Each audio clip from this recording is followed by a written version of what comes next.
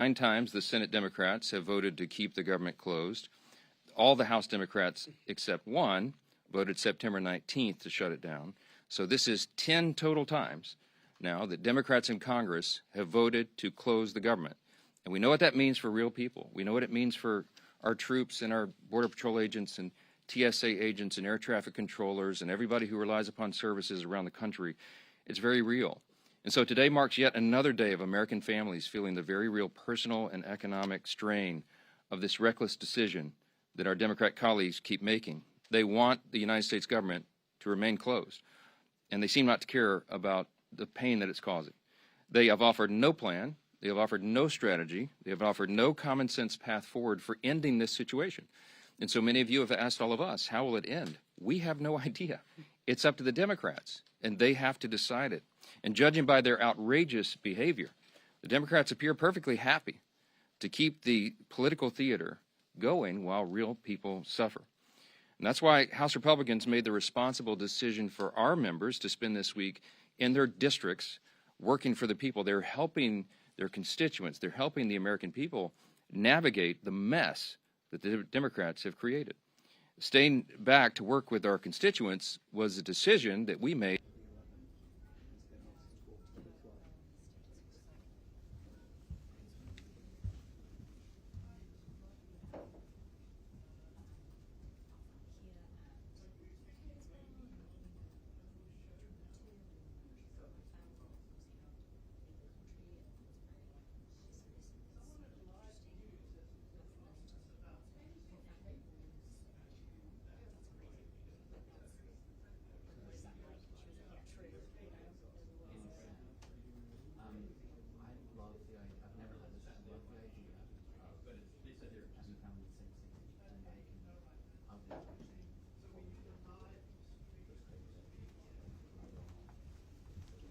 Hi again.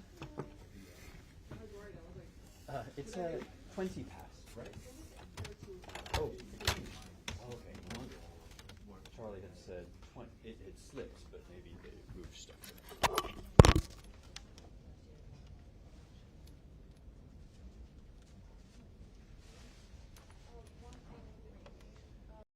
Without a paycheck. Across the Midwest, we have members who are meeting with local and regional airports to hear firsthand how furloughs and blocked paychecks there are hurting the people who keep our skies safe. Really important stuff. In rural communities around the country, Republicans are working hand in hand with their local hospitals to make sure that the $50 billion rural hospital fund that Republicans got signed into law in July 4th is accessed. It reaches the people who need it.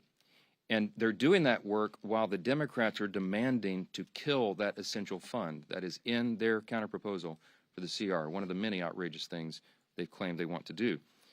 And everywhere across America right now, we're helping small business owners and farmers and ranchers and service coordinators navigate frozen loans and delayed emergency funds and growing uncertainty about how to keep serving their communities. So all across the country, Republicans are dealing with the very real and painful consequences facing real Americans. Now, that's happening on the Republican side.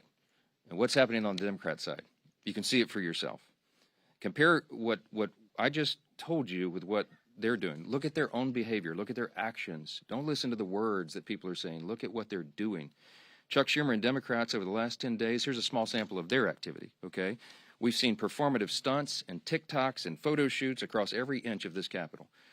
We've seen Democrats actually toast themselves on the balcony of the DCCC last night, while their colleagues voted in the Senate to keep the government closed for the 10th time. We've seen not one but two failed publicity stunts right outside my own office, the latest of which ended in a congresswoman storming the entrance and berating a Capitol police officer who, by the way, is protecting her without pay. And last night, we even saw, I didn't see it, many of you saw it, CNN host the first socialist town hall where Bernie Sanders and AOC said the quiet parts out loud. They don't know what they want to end this shutdown. They couldn't provide a single viable solution for the mess that they themselves have gleefully created. And by the way, those are the real leaders of the Democrat Party. We all know it, AOC and Bernie. Good luck with that. And amid all that, Chuck Schumer is actually bragging that every day gets better for his party. As you know, that is his words, not ours. All this would be laughable if it didn't come at the cost of American families, and it really is deadly serious. If it were up to Republicans alone, we would not be in this mess. We'd be up here negotiating and debating openly and transparently on the issues impacting Americans' lives. But as I've said repeatedly, Democrats slammed the brakes on legislative business when they decided to shut down the government for their partisan political purposes. The progress we made on appropriations and the conversations that were underway on the COVID-era Obamacare subsidies and all those issues, all that sits at a standstill until Democrats reopen the government. As soon as 5 Senate Democrats come to their senses and break ranks and turn the lights back on, House Republicans are anxious to get back to legislative session and to pick up our unfinished business. We have a lot yet to do. Until then, I'll continue to share the facts from this podium every morning to try to get this message directly to the American people. Republicans will continue serving on the job in our communities on behalf of the American people that we represent. I'm going to conclude this morning by saying this again. There's an incredible contrast right now between the two parties that could not be more clear. As we say here every day, this is not your grandfather's Democratic Party.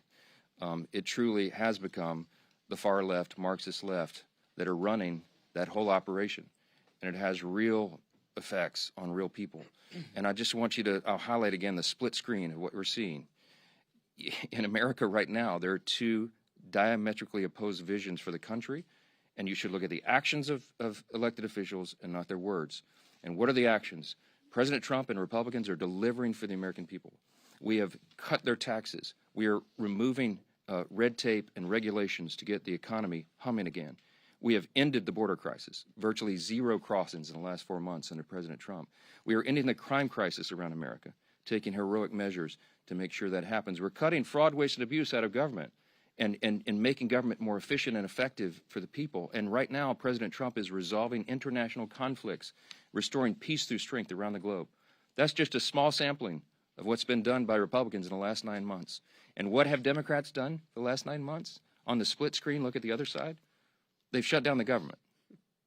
I mean, I don't know what else to say. Put all the gimmicks and the talking points aside and look at the indisputable facts and evidence of what is happening right here. There could not be a stronger contrast between the two parties. And I don't know how more simply we can say that. With all that, I'm really happy to introduce our good friend from New York. Chairman Andrew Garbarino is the chair of our House Committee on Homeland Security, and he's here with us this morning to tell us a little bit more about the grave consequences of the Democrat shutdown on America's national security. It could not be more serious than it is right now. Andrew, go ahead. Thank you, Speaker. Sure. Thank you, Speaker, and Leader Scalise and Chairman McClain. Thank you all for being here today. The Senate Democrats' decision to shut down this government for cheap political points lacks any common sense and is undermining the Department of Homeland Security's core mission, as well as the people tasked with upholding it. Nearly 95% of DHS's workforce is considered essential, and that's rightfully so. But that means they're at work right now, and they're not getting paid. More than 63,000 CBP personnel, including U.S. Border Patrol, are continuing their steadfast commitment to securing our borders. More than 61,000 TSA personnel are continuing their mission to protect the traveling public and keep the skies safe. More than 8,000 Secret Service personnel are still carrying out their no-fail mission to safeguard our nation's leaders. More than 49,000 U.S. Coast Guard personnel are serving to protect our maritime borders. I'm grateful that President Trump and Secretary Noem are taking steps to ensure that the Coast Guard personnel are getting paid, just like our military during the shutdown. And I appreciate the department's continued work to support frontline law enforcement officers. I think, though, it's also very vital that we ensure that TSA security officers are compensated as well. Just because the government shut down doesn't mean people aren't still flying. We owe all of these men and women at DHS a debt of gratitude for their continued service. But the shutdown is not just about personnel. It's undercutting our Homeland Security posture. A lapse in government funding prevents DHS from moving forward with critical new investments that enable us to stay ahead of rapidly evolving threats. New contracts are put on hold, and proactive engagements with security partners are postponed. Shutdowns also disrupt the disbursement of vital grants from the Homeland Security Department to our state and local law enforcement partners. This undermines preparedness efforts and makes our communities less safe. Voting against the CR also, the Democrats have allowed crucial DHS authorities to expire. One of those is the Cybersecurity Information Sharing Act of 2015. Without that, 90% of our critical infrastructure is owned by private companies. They can't communicate with us right now. They can't tell us when there's a cyber attack because this lapsed. Every second we go without the ability for them to share that information makes us less safe. They've also the counter drone authority has also lapsed. That was in the CR. Without this in place, agencies may not be able to swiftly take down malicious drones before they threaten U.S. airspace. There are dozens more. In short, this shutdown is making our country less safe. And I implore Senate Democrats to do the right thing and reopen the government now. With that, I would like to bring up Leader Scalise. Thank you. Well, you just heard a very stark, grim reality from Chairman Garbarino of what Chuck Schumer's shutdown is doing to our nation's ability to protect the homeland. The Department of Homeland Security is one of the most critical in terms of our ability to keep Americans safe here at home. And they're doing incredible work. And, fortunately, like Chairman Garbarino said, 95% of the employees are deemed essential, but they're on the job not getting paid. But beyond that, he also pointed out grants are not going out. The sharing of information on things like cybersecurity is not happening. These are real devastating consequences of Chuck Schumer's shutdown. And nobody on the Democrat side can still articulate the reason why they're doing it beyond the obvious. And the obvious reason is Chuck Schumer being scared for his political future. Scared from who? From AOC. And last night, as the speaker mentioned, we saw two of the Democrat Party leaders, Bernie Sanders and AOC, at a forum, town hall, whatever you want to call it, on CNN. And they were laughing, they were guffawing like it's some kind of game. In fact, when AOC was pressed to say, what is it that y'all are shutting the government down over? She couldn't even give an articulate answer. This is what she said, quote, "I think we need to see ink on paper. I think we need to see legislation. And I think we need to see these things passed on the floor of the House and Senate and signed by the president." Can anybody tell me what she's talking about? I mean, they filed an alternative bill that everybody knows is not serious, $1.5 trillion in new spending to do, among other things, to gut the Rural Hospital Fund, the $50 billion that we put in place, the largest investment in rural hospitals in our country's history. They want to gut that to give free health care to illegals. That's not going to happen, and that's not a serious proposal. But in fact, when you get back to the heart of the question, and that is Chuck Schumer fighting for his political life in New York, they did ask AOC that question. Are you going to primary Chuck Schumer? And she laughed, and Bernie tried to bail her out of the question, but ultimately she wouldn't give a direct response to that, because that's really what this shutdown is about. Is Chuck Schumer afraid of the AOC wing of the party primarying and beating him in New York? And so he's just concerned about his political future, and he's willing to jeopardize the lives of the American people, to jeopardize our homeland security abilities that Chairman Garbarino talked about. These are serious consequences to real people, men and women in uniform, our federal workers that are not getting paid. All for what? For the gibberish you heard last night? They cannot articulate even what they want. We presented a clean CR that Chuck Schumer himself voted for in March. Very straightforward bill to fund the government and open it up just to give us more time to negotiate our differences. Very big differences that we have on policy, but we can't even get to those policy negotiations while Chuck Schumer is shutting down the government. So Senator Thune's doing a great job of trying to find a way to keep bringing the bills back up until one day just 5 more senators on the Democrat side come to their senses and say they're willing to get the government back open so we can resume those negotiations. And we stand ready. We've done our job in the House, and we're ready to get back to work. There's a lot of work stacking up, but while Chuck Schumer keeps the government shut down, it's hurting millions of real families across America. With that, turn it over to our conference chair, Lisa McClain. Thank you, Leader, and thank you, Rep. Garbarino, for being here and the work that you're doing on the Homeland Security. Here we are. Democrats have shut down your government now for 16 days. So I think we all want to know, what have the Democrats done with all this time on their hands, right? Well, let's see. They've posed for glossy photos outside the Capitol. They've screamed at Capitol police officers who, by the way, they are refusing to pay, right? They've jumped on TV to what looks like an audition to be the next radical in charge after Chuck Schumer. And now they're gearing up for their I Hate America rally this weekend. A rally where they'll cheer for chaos instead of country. So take note of what goes on at that rally. Take note of how they put Americans first, really.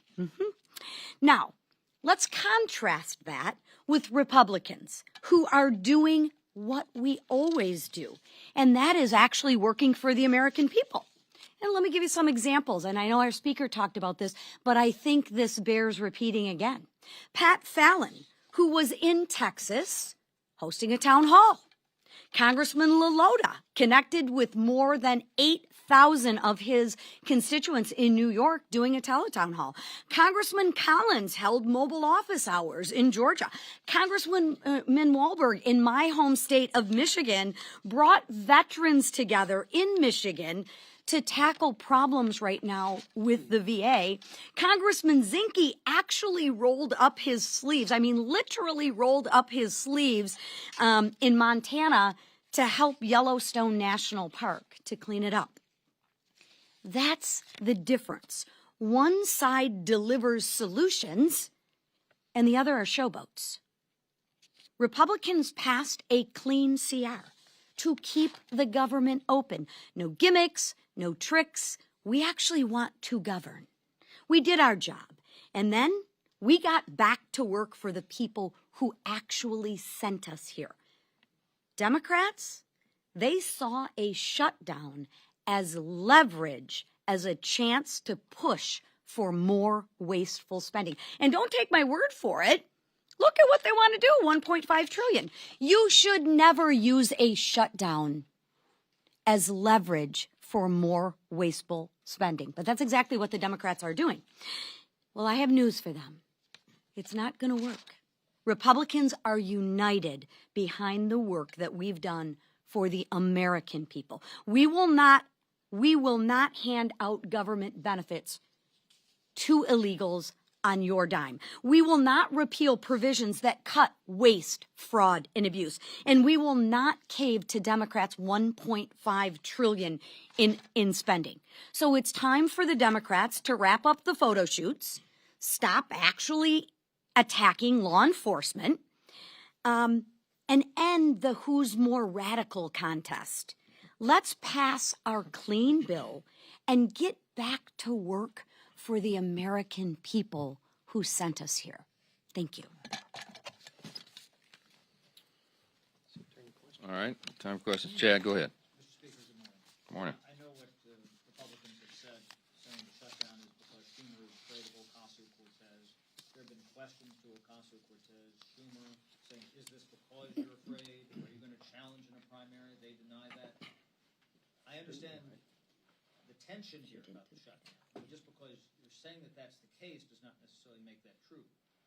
When they deny that, why should we continue to say, okay, it's because they're worried about their left flank, or Schumer's worried about Ocasio-Cortez challenging him in a primary? Well, look, I'll be intellectually consistent and tell you don't listen to what politicians say. Look at the actual evidence. I can put on my evidence here. First, Exhibit A is what AOC actually said last night. She did not disclaim that she was running against Schumer, and there's a lot to talk about that. You don't have to take my word for it. Most of you have written about that. But then also look at the evidence. Exhibit B would be what happened in March. And when we began all this, and I think at the first or second day of the shutdown, I brought you a magazine cover that I had on a big stack on my desk, the Washington Examiner, and it was a cartoon depiction of Chuck Schumer leaving the Senate with a box with all his belongings as if he'd been fired, and he had this shameful look on his face, and all the House Democrats were drawn behind him, screaming at him, holding up signs saying he was a traitor, etc. And that's the abuse he took from the far left corners of the base after he did the right and responsible thing, by his own words, not mine, the right and responsible thing to pass the continuing resolution in March. We have the identical product on the table today. What has changed? Don't take our word for it. Just go look. The only explanation for this is that Chuck Schumer does not want to face the heat and the scrutiny and the abuse that he took in March for doing the right, responsible thing by the far left voices in his party. When Bernie and AOC get the full stage for a CNN, the first socialist town hall, I hope they're proud of themselves. They are the voices of the party. I mean, they are. Look, Mamdani is on path, shockingly, sadly, frighteningly, to become the elected mayor of the largest city in America, the once cradle of capitalism. There is a Marxist rise in the Democratic Party, and the old guard, and I'm saying old guard, Chuck Schumer's been here for 44 years, okay? He is not the flavor of the month, and he knows that he's going to get a challenge. If it's not AOC, it'll be another disciple of Mamdani or somebody like that. They all know that. Ask Hakeem Jeffries why he has not openly endorsed Mamdani for the mayor of New York. He's in a real bind. Because Hakeem Jeffries, while he's a far-left progressive politician, he's not a communist. But you have to aspire, you have to say, you have to stand for the farthest left ideas, socialism, communism, Marxism right now, to be in favor in the Democratic Party. This is not your grandfather's Democratic Party. They wouldn't recognize it. And that's the dynamic that Chuck Schumer is dealing with, and that's why he's drawn the line right here. He had to show a fight, and everybody knows it. It is plainly on display. Yes.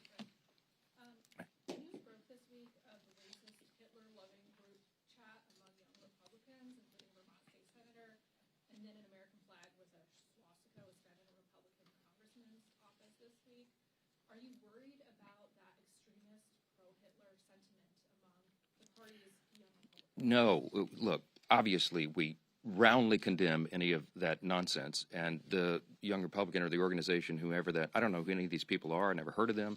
Somebody posted a photo of me standing next to these guys. We're in tuxedos. Obviously, I think it was at the inauguration, and people were just coming up and asking for selfies with 1,000 of them. I don't know. I've never heard of that person in my life. But whoever these young people are, and whatever they're saying, if it's true, we obviously condemn that. And the organizations involved are dealing with that. That's my understanding. With regard to the swastika thing, this happened last night. A Republican congressman, allegedly one of his staffers had something in the background or something in a Zoom. That's what I heard this morning. He says that that's not his, and there's a proper investigation ongoing, and the congressman did exactly what he should have done, and that is report it. It's under investigation, and I can't comment on it any further until that's done, but I will say, obviously, that is not the principles of the Republican Party. We stand for the founding principles of America. You want me to articulate them for you right now? Individual freedom, limited government, the rule of law, peace through strength, fiscal responsibility, free markets, human dignity, the things that lead to human flourishing. We have stood against that. We fought the Nazis. We defended that evil ideology. We roundly condemn it, and anybody in any party who espouses it, we're opposing that. I don't know how else more simply to say that. Yes, sir. Back on the shutdown, Leader Thune has offered Democrats a vote by the end of the year on Obamacare subsidies. Would you be willing to make the same commitment to sort of ease the shutdown? Let me tell you what happened yesterday, because I met with Leader Thune, and he offered to Chuck Schumer a vote on Obamacare subsidies, and Schumer said no. that happened. Asked Leader Thune about it, because they wanted a guaranteed outcome. Here's why we can't do that. Let me say this very clearly and for everyone again. Okay, the Obamacare subsidy issue is not the issue of today. It is in a subsidy that expires December 31. We were always planning to continue the debate and discussion about that issue in October and November. Ironically, Democrats are taking the time off the clock for us to do that. It's a very complicated, complex matter. There are no income caps on that. By the way, did you know if you're a hardworking taxpayer, middle-class earner, and your family's struggling to put food on the table, did you know that you are subsidizing wealthy people's health care with that subsidy? You probably didn't. Premiums have risen by some estimates 60% since Obamacare was enacted into law in 2010. There's no way to repeal and replace it because it's too deeply ingrained right now. We have to improve it. Republicans are the ones with the ideas to increase access to care, the quality of care, and bring down the cost. Not the Democrats. They're the ones that gave us this problem, and they're the ones that have made it so expensive. Now, we have 535 members between the House and Senate. There's a lot of people in this deliberative body here. That's a very complicated issue. It's not something that 4 people can go into a back room and guarantee an outcome on. It can't be done. It was not possible to be part of the CR, and it is not feasible. It's not appropriate to be on the CR. We require the member-driven consensus process here, and that's what's necessary. So it's not possible for Leader Thune to guarantee to Chuck Schumer some outcome on that because we haven't finished those deliberations. I mean, that's just as simple as it is, and all of you report on the Hill all the time. You know how the process works. So when Leader Thune offered Schumer a vote on the ACA, on the subsidy, without guaranteeing an outcome, Schumer said, nope, no thanks, we'll keep it closed. Because, by the way, remember, every day of the shutdown gets better for us, as Chuck Schumer said, okay? It's not getting better for the American people. Thank you. No, I didn't say that. I did not say that, Reed. I said none of us can guarantee an outcome on that. I have said consistently all along, this is part of the deliberative process. We're going to debate and discuss that. And there are debates and discussions going on our side of the aisle and on theirs. But to get everybody together and build that consensus is not possible until we get the government operating again and we stop holding. I get very upset about that. We stop holding the American people hostage for these ridiculous political games. People see what's going on here. We should not have Border Patrol agents not paid right now because Chuck Schumer wants to pay political games to cover his tail. I don't know how much more simply to say that, and every single one of you know that's exactly what's going on. I don't like being Mad Mike. I want to be Happy Mike. I want to be the happy warrior, but I am so upset about this. God bless America. We're done. Thanks.